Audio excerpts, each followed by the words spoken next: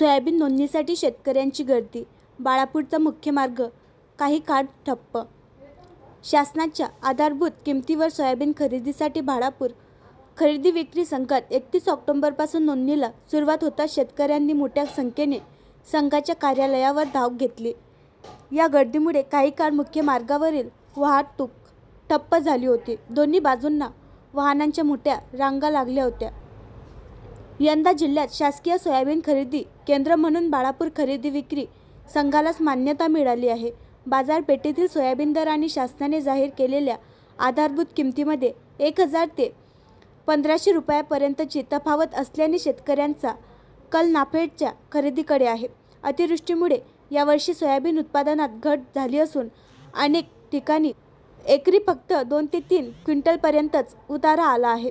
शिवाय मळणी खर्च, ओलावा आणि वाहतुकीच्या वाढत्या दरामुळे बाजारपेठेत व्यापारी केवळ 3000 ते 4200 रुपयादरम्यान खरेदी करत आहे. त्यामुळे शेतकरी आर्थिक अडचणीत सापडला आहे. या पार्श्वभूमीवर शेतकऱ्यांनी नाफेडचे सोयाबीन विक्रीसाठी ऑनलाईन नोंदणी करण्यासाठी बाळापूर खरेदी विक्री संघाच्या कार्यालयात मोठी गर्दी केली.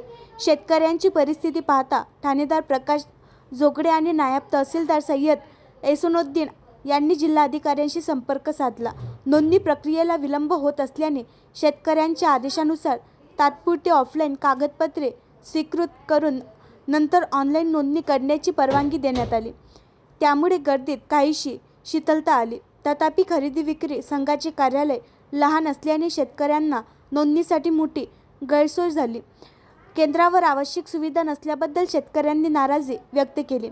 यावेळी शिवपालसिंग ठाकूर, सुनील गरुड, संजय सिंग ठाकूर, अजय वानखडे, घनश्यामसिंग ठाकूर, गजानन शेलार, अमोल माते, मुरलीधर पुरंगे, पिंटू ठाकूर, गणेश बाराहाते, गजानन बहुरूपे, मदनसिंग ठाकूर, विनोद शेलार, अशोक उमाडे, संतोष सरवरे, अफरोज खान, गजानन ताथोड, दत्तात्रय नळकांडे, उमेश सांगोकर, संतोष शिरसाट आदी शेतकरी उपस्थित होते.